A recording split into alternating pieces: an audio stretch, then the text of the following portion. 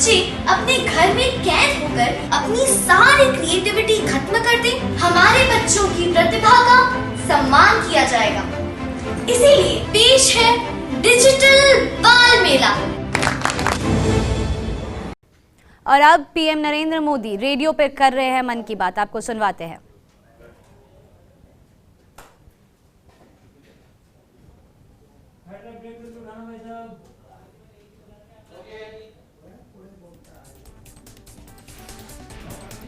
तो आज पीएम नरेंद्र मोदी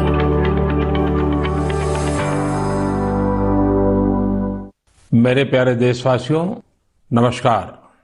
मन की बात की शुरुआत में आज मैं आप सबके साथ एक खुशखबरी साझा करना चाहता हूं। हर भारतीय को यह जानकर गर्व होगा कि देवी अन्नपूर्णा की एक बहुत पुरानी प्रतिमा कनाडा से वापस भारत आ रही है। यह प्रतिमा लगभग 100 साल पहले 1913 के करीब वाराणसी के एक मंदिर से चुराकर देश से बाहर भेज दी गई थी। मैं कनाडा की सरकार और इस पुण्य कार्य को संभव बनाने वाले सभी लोगों का इस सहृदयता के लिए आभार प्रकट करता हूं। माता अन्नपूर्णा का काशी से बहुत ही विशेष संबंध है। अब उनकी प्रतिमा का वापस आना हम सभी के लिए सुखद है। माता अन्नपूर्णा की प्रतिमा की तरह ही हमारी विरासत की अनेक अनमोल धरोहरें अंतर्राष्ट्रीय गिरोहों का शिकार होती रही हैं। ये गिरोह अंतर्राष्ट्रीय बाजार में इन्हें बहुत ऊंची कीमत पर बेचते हैं। अब इन पर सख्ती तो लगाई ही जा रही है। इनकी वापसी के लिए भारत ने अपने प्रयास भी बढ़ाए हैं। ऐसी कोशिशों की वजह से बीते कुछ वर्षों में भारत कई प्रतिमाओं और कलाकृतियों को वापस लाने में सफल रहा है। माता अन्नपूर्णा की प्रतिमा की वापसी के साथ एक संयोग ये भी जुड़ा है कि कुछ दिन पूर्व ही वर्ल्ड हेरिटेज वीक मनाया गया है। वर्ल्ड हेरिटेज वीक संस्कृति प्रेमियों के लिए पुराने समय में वापस जाने, उनके इतिहास के अहम पड़ावों को पता लगाने का एक शानदार अवसर प्रदान करता है। कोरोना कालखंड के बावजूद भी इस बार हमने इनोवेटिव तरीके से लोगों को ये हेरिटेज वीक मनाते देखा। क्राइसिस में कल्चर बड़े काम आता है, इससे निपटने में अहम भूमिका निभाता है। टेक्नोलॉजी के माध्यम से भी कल्चर एक इमोशनल रिचार्ज की तरह काम करता है। आज देश में कई म्यूजियम्स और लाइब्रेरीज अपने कलेक्शन को पूरी तरह से डिजिटल बनाने पर काम कर रहे हैं। दिल्ली में हमारे राष्ट्रीय संग्रहालय ने इस संबंध में कुछ सराहनीय प्रयास किए हैं। राष्ट्रीय संग्रहालय द्वारा करीब 10 वर्चुअल गैलरीज इंट्रोड्यूस करने की दिशा में काम चल रहा है न मजेदार। अब आप घर बैठे दिल्ली के नेशनल म्यूजियम गैलरीज का टूर कर पाएंगे, जहां एक और सांस्कृतिक धरोहरों को टेक्नोलॉजी के माध्यम से अधिक लोगों तक पहुंचाना अहम है। वहीं इन धरोहरों के संरक्षण के लिए टेक्नोलॉजी का उपयोग भी महत्वपूर्ण है। हाल ही में एक इंटरेस्टिंग प्रोजेक्ट के बारे में पढ़ रहा था। नॉर्वे के उत्तर में स्वालबार्ड नाम का एक द्वीप है। इस द्वीप में एक प्रोजेक्ट आर्कटिक वर्ल्ड आर्काइव बनाया गया है। इस आर्काइव में बहुमूल्य हेरिटेज डेटा को इस तरह से रखा गया है कि किसी भी प्रकार के प्राकृतिक या मानव निर्मित आपदाओं से प्रभावित न हो सके। अभी हाल ही में यह भी जानकारी आई है कि अजंता गुफाओं की धरोहर को भी डिजिटाइज करके इस प्रोजेक्ट में संजोया जा रहा है। इसमें अजंता गुफाओं की पूरी झलक देखने को मिलेगी। इसमें डिजिटलाइज और रिस्टोर्ड पेंटिंग के साथ साथ इससे संबंधित दस्तावेज और कोट्स भी शामिल होंगे। साथियों, महामारी ने एक और जहां हमारे काम करने के तौर तरीकों को बदला है, तो दूसरी ओर प्रकृति को नए ढंग से अनुभव करने का भी अवसर दिया है। प्रकृति को देखने के हमारे नजरिए में भी बदलाव आया है। अब हम सर्दियों के मौसम में कदम रख रहे हैं। हमें प्रकृति के अलग अलग रंग देखने को मिलेंगे। पिछले कुछ दिनों से इंटरनेट चेरी ब्लॉसम की वायरल तस्वीरों से भरा हुआ है। आप सोच रहे होंगे, जब मैं चेरी ब्लॉसम की बात कर रहा हूं तो जापान की इस प्रसिद्ध पहचान की बात कर रहा हूं, लेकिन ऐसा नहीं है। ये जापान की तस्वीरें नहीं हैं, ये अपने मेघालय के शिलांग की तस्वीरें हैं। मेघालय की खूबसूरती को इन चेरी ब्लॉसम ने और बढ़ा दिया है। साथियों, इस महीने 12 नवंबर से डॉक्टर सलीम अली जी का 125वां जयंती समारोह शुरू हुआ है।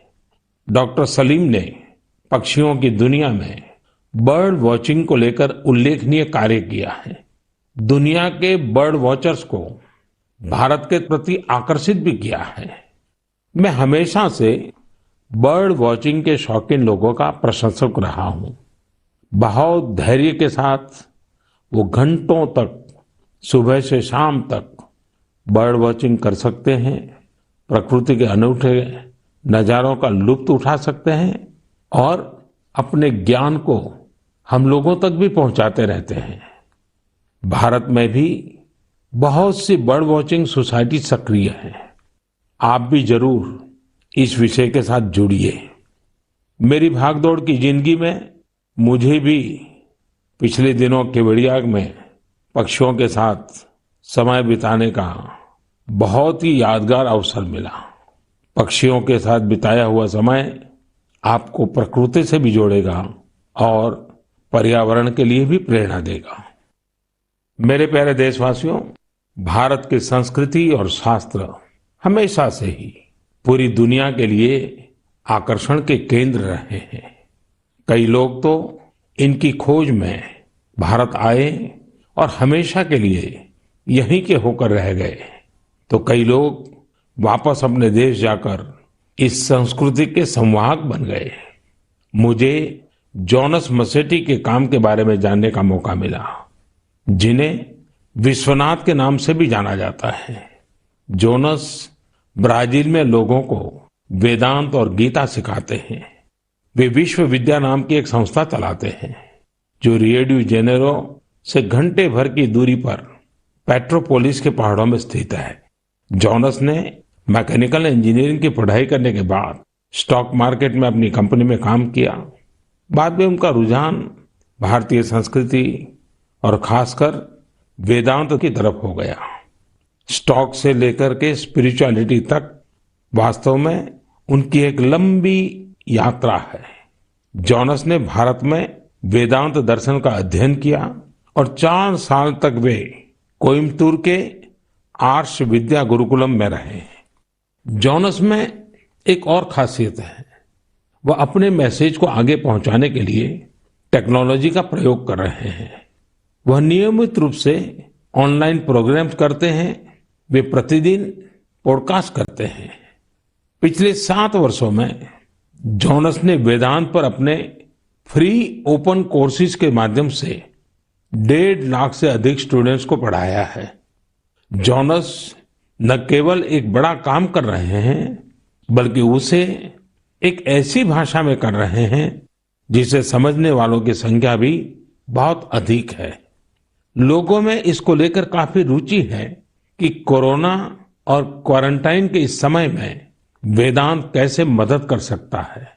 मन की बात के माध्यम से मैं जोनास को उनके प्रयासों के लिए बधाई देता हूं और उनके भविष्य के प्रयासों के लिए शुभकामनाएं देता हूं।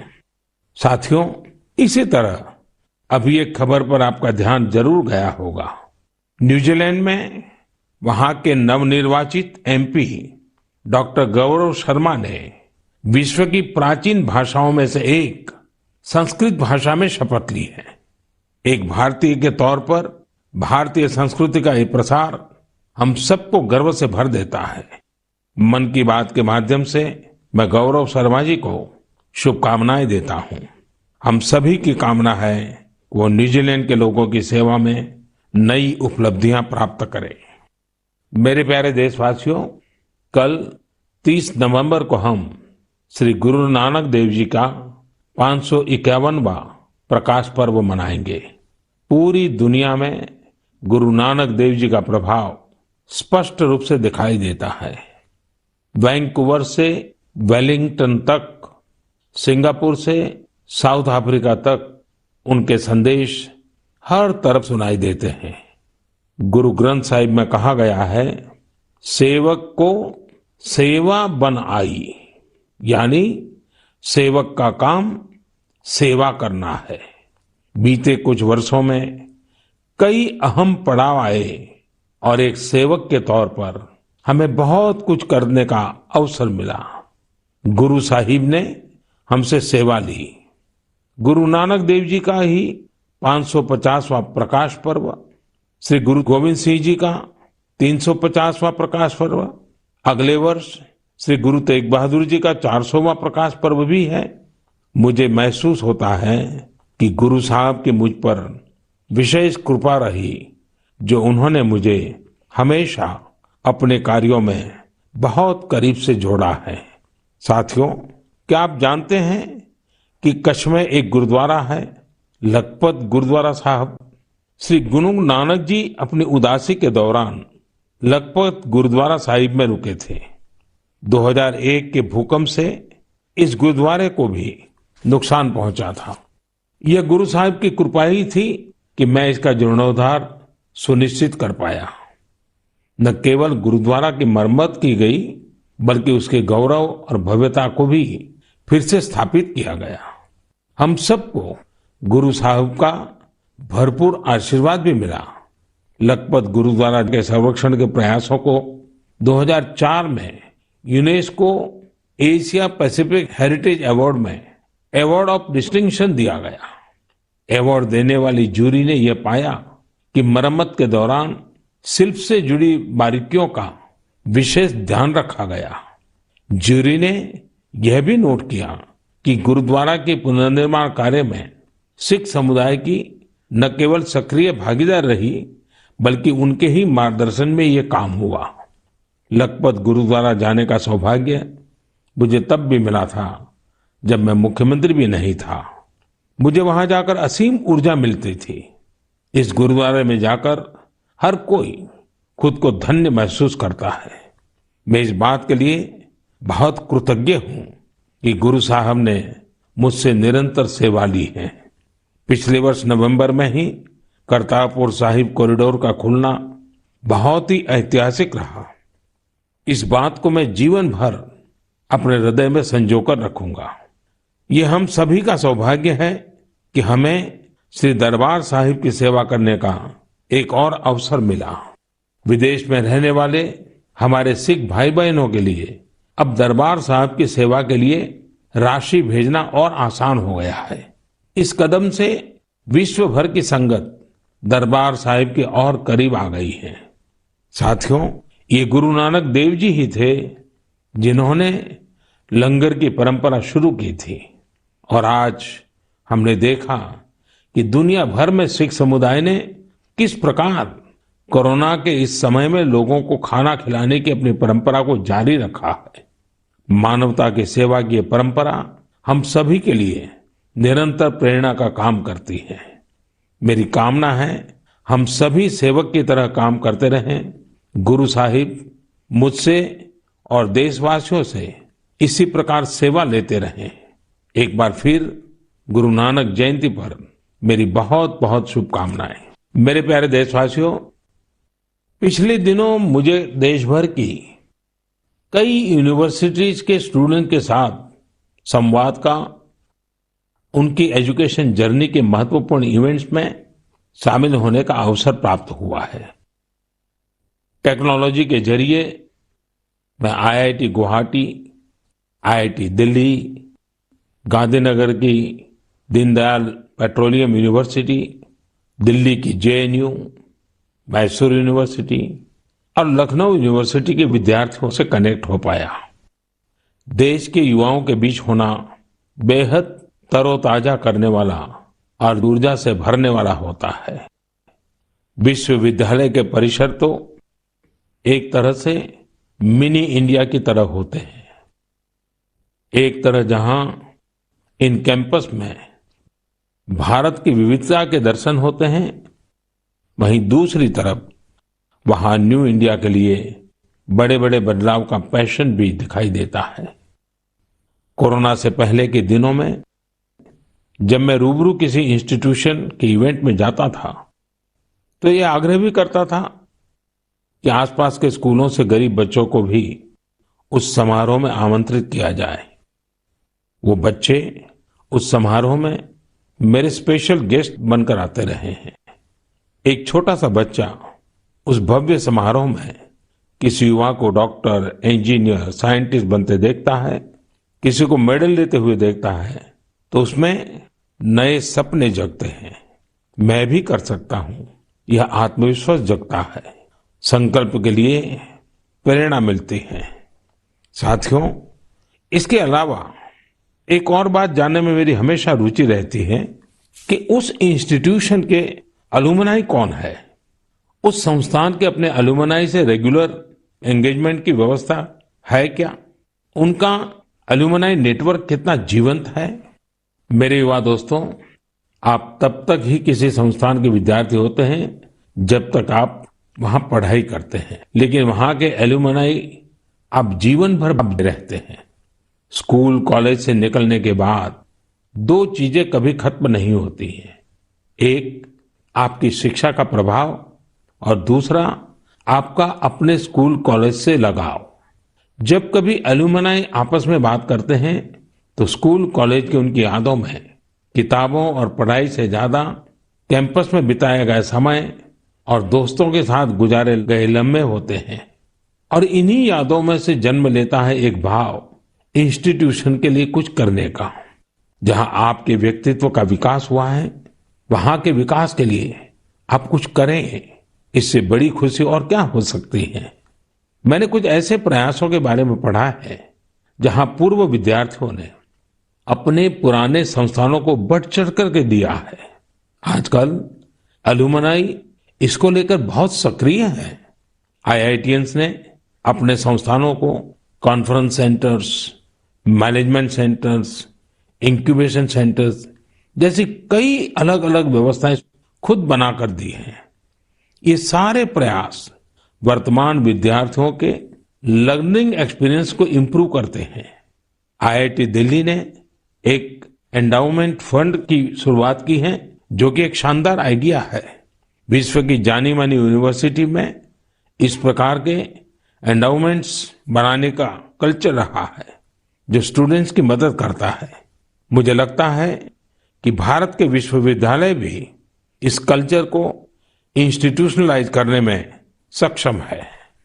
जब कुछ लौटाने की बात आती है तो कुछ भी बड़ा या छोटा नहीं होता है। छोटे से छोटी मदद भी मायने रखती है। हर प्रयास महत्वपूर्ण होता है।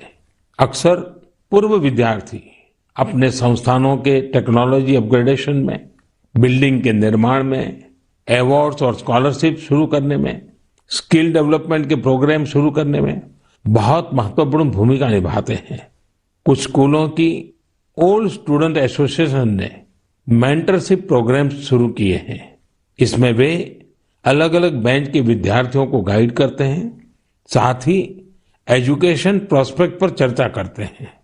कई स्कूलों में, खासतौर से बोर्डिंग स्कूलों की एल्यूमनाई एसोसिएशन बहुत स्ट्रांग है, जो स्पोर्ट्स टूर्नामेंट और कम्युनिटी सर्विस जैसी गतिविधियों का आयोजन करते रहते हैं। मैं पूर्व विद्यार्थियों से आग्रह करना चाहूंगा कि उन्होंने जिन संस्था में पढ़ाई की है, वहां से अपनी बॉन्डिंग को और अधिक मजबूत करते रहें, चाहे वह स्कूल हो, कॉलेज हो या यूनिवर्सिटी। मेरा संस्थानों से भी आग्रह है कि एल्यूमनाई एंगेजमेंट के नए और इनोवेटिव तरीकों पर काम करें, क्रिएटिव प्लेटफॉर्म्स डेवलप करें, ताकि एल्यूमनाई की सक्रिय भागीदारी हो सके। बड़े कॉलेज और यूनिवर्सिटीज ही नहीं, हमारे गांवों के स्कूल्स का भी strong, vibrant, active alumni network हो। मेरे प्यारे देशवासियों, 5 दिसंबर को श्री अरविंदो की पुण्यतिथि है। श्री अरविंदो को हम जितना पढ़ते हैं, उतनी ही गहराई हमें मिलती जाती है। मेरे युवा साथी श्री अरबिंदो को जितना जानेंगे उतना ही अपने आप को जानेंगे, खुद को समृद्ध करेंगे। जीवन की जिस भाव अवस्था में आप हैं, जिन संकल्पों को सिद्ध करने के लिए आप प्रयासरत हैं, उनके बीच आप हमेशा से ही श्री अरबिंदो को एक नई प्रेरणा देते पाएंगे, एक नया रास्ता दिखाते हुए पाएंगे। जैसे आज जब हम लोकल के लिए वोकल इस अभियान के साथ आगे बढ़ रहे हैं, तो श्री अरबिंदो का स्वदेशी का दर्शन हमें राह दिखाता है। बांग्ला में एक बड़ी ही प्रभावी कविता है, छोईशुतो पॉयमोंतो आसे तुंग होते, दिशलाई काठी ताऊ आसे पोते, प्रोदीप्ति जालिते खेते छूते जेते, किछुते लोग नौय शादीन। यानी हमारे यहाँ सुई और दिया सलाई तक विलायती जहाज से आते हैं। खाने पीने सोने किसी भी बात में लोग स्वतंत्र नहीं है। वो कहते भी थे, स्वदेशी का अर्थ है कि हम अपने भारतीय कामगारों कारीगरों की बनाई हुई चीजों को प्राथमिकता दें। ऐसा भी नहीं है कि श्री अरबिंदो ने विदेशों से कुछ सीखने का भी कभी विरोध किया हो। जहां जो नया है वहां से हम सीखें, जो हमारे देश में अच्छा हो सकता है उसका हम सहयोग और प्रोत्साहन करें। यही तो आत्मनिर्भर भारत अभियान में वोकल फॉर लोकल मंत्र की भी भावना है। खासकर स्वदेशी अपनाने को लेकर उन्होंने जो कुछ कहा वो आज हर देशवासी को पढ़ना चाहिए। साथियों, इसी तरह शिक्षा को लेकर भी श्री अरबिंदो के विचार बहुत स्पष्ट थे। वो शिक्षा को केवल किताबी ज्ञान, डिग्री और नौकरी तक की सीमित नहीं मानते थे। श्री अरबिंदो कहते थे, हमारी राष्ट्रीय शिक्षा हमारी युवा पीढ़ी के दिल और दिमाग की ट्रेनिंग होनी चाहिए। यानी मस्तिष्क का वैज्ञानिक विकास हो और दिल में भारतीय भावनाएं भी हो, तभी एक युवा देश का और बेहतर नागरिक बन पाता है। श्री अरबिंदो ने राष्ट्रीय शिक्षा को लेकर जो बात तब कही थी, जो अपेक्षा की थी, आज देश उसे नई राष्ट्रीय शिक्षा नीति के जरिए पूरा कर रहा है। मेरे प्यारे देशवासियों, भारत में खेती और उससे जुड़ी चीजों के साथ नए आयाम जुड़ रहे हैं। बीते दिनों हुए कृषि सुधारों ने किसानों के लिए नई संभावनाओं के द्वार भी खोले हैं। बरसों से किसानों की जो मांग थी, जिन मांगों को पूरा करने के लिए किसी न किसी समय में हर राजनीतिक दल ने उनसे वायदा किया था, वो मांगे पूरी हुई हैं। काफी विचार विमर्श के बाद भारत की संसद ने कृषि सुधारों को कानूनी स्वरूप दिया। इन सुधारों से न सिर्फ किसानों के अनेक बंधन समाप्त हुए हैं, बल्कि उन्हें नए अधिकार भी मिले हैं, नए अवसर भी मिले हैं। इन अधिकारों ने बहुत ही कम समय में किसानों की परेशानियों को कम करना शुरू कर दिया है। महाराष्ट्र के धुले जिले के किसान जितेंद्र भोईजी ने नए कृषि कानूनों का इस्तेमाल कैसे किया, ये आपको भी जानना चाहिए। जितेंद्र भोईजी ने मक्के की खेती की थी और सही दामों के लिए उसे व्यापारियों को बेचना तय किया। फसल की कुल कीमत तय हुई करीब 3,32,000 रुपये। जितेंद्र भोई को 25,000 रुपये एडवांस भी मिल गए थे।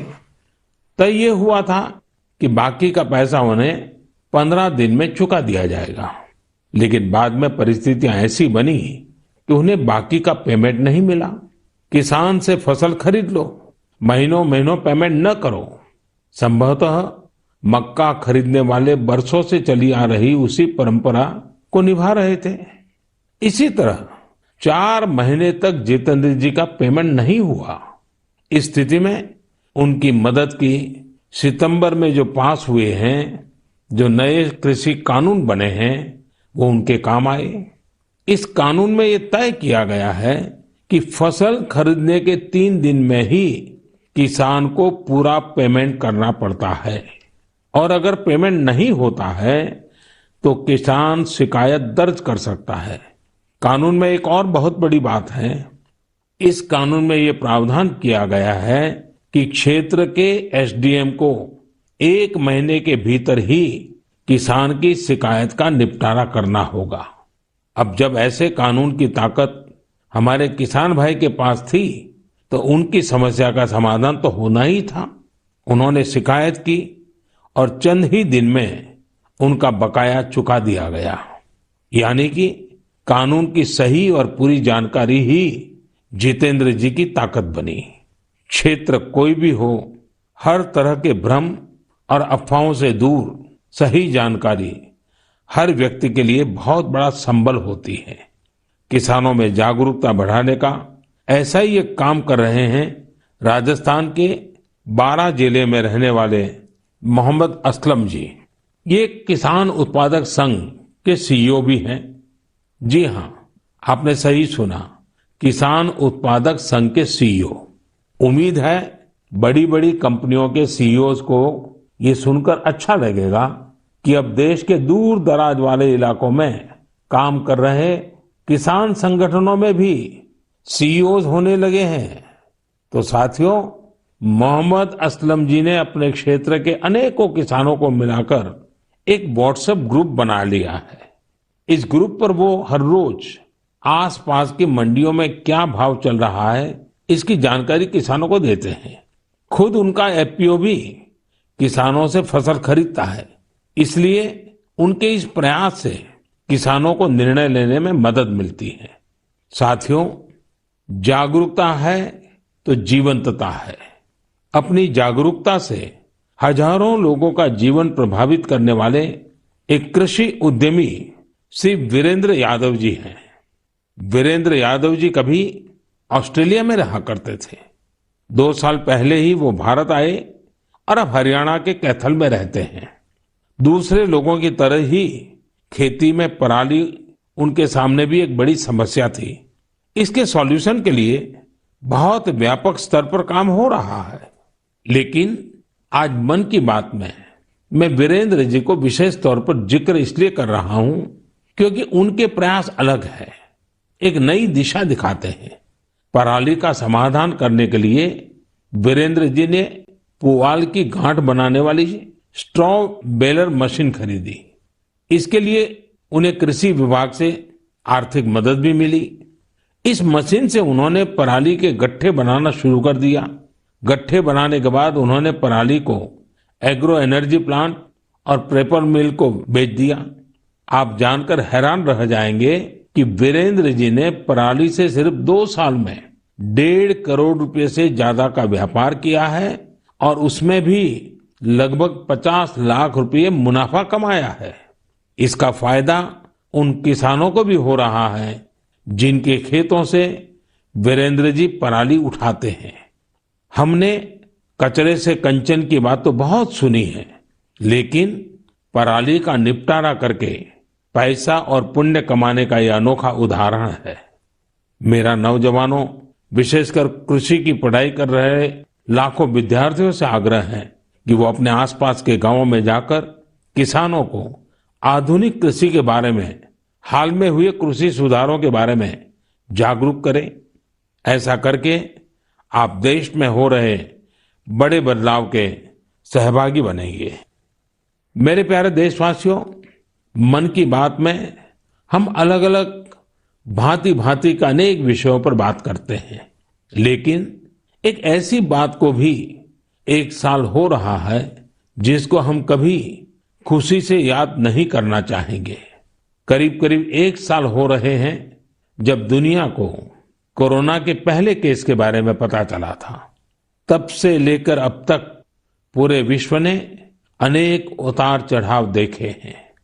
लॉकडाउन के दौर से बाहर निकलकर अब वैक्सीन पर चर्चा होने लगी है, लेकिन कोरोना को लेकर किसी भी तरह की लापरवाही अब भी बहुत घातक है। हमें कोरोना के खिलाफ अपनी लड़ाई को मजबूती से जारी रखना है। साथियों, कुछ दिनों बाद ही 6 दिसंबर को बाबा साहब आम्बेडकर की पुण्यतिथि भी है। ये दिन बाबा साहब को श्रद्धांजलि देने के साथ ही देश के प्रति अपने संकल्पों, संविधान ने एक नागरिक के तौर पर अपने कर्तव्यों को निभाने की जो सीख हमें दी है, उसे दोहराने का है। देश के बड़े हिस्से में सर्दी का मौसम भी जोर पकड़ रहा है। अनेक जगहों पर बर्फबारी हो रही है। इस मौसम में हमें परिवार के बच्चों और बुजुर्गों का, बीमार लोगों का विशेष ध्यान रखना है। खुद भी सावधानी बरतनी है। मुझे खुशी होती है जब मैं ये देखता हूं कि लोग अपने आसपास के जरूरतमंदों की भी चिंता करते हैं, गर्म कपड़े देकर उनकी मदद करते हैं। बेसहारा जानवरों के लिए भी सर्दियां बहुत मुश्किल लेकर आती हैं। उनकी मदद के लिए भी बहुत लोग आगे आते हैं। हमारी युवा पीढ़ी इस तरह के कार्यों में बहुत बढ़ चढ़कर सक्रिय होती है। साथियों, अगली बार जब हम मन की बात में मिलेंगे तो 2020 का ये वर्ष समाप्ति की ओर होगा। नई उम्मीदें, नए विश्वास के साथ हम आगे बढ़ेंगे। आप जो भी सुझाव हो, आइडियाज हो, उन्हें मुझ तक जरूर साझा करते रहिए। आप सभी को बहुत बहुत शुभकामनाएं। आप सब स्वस्थ रहें, देश के लिए सक्रिय रहें। बहुत बहुत धन्यवाद।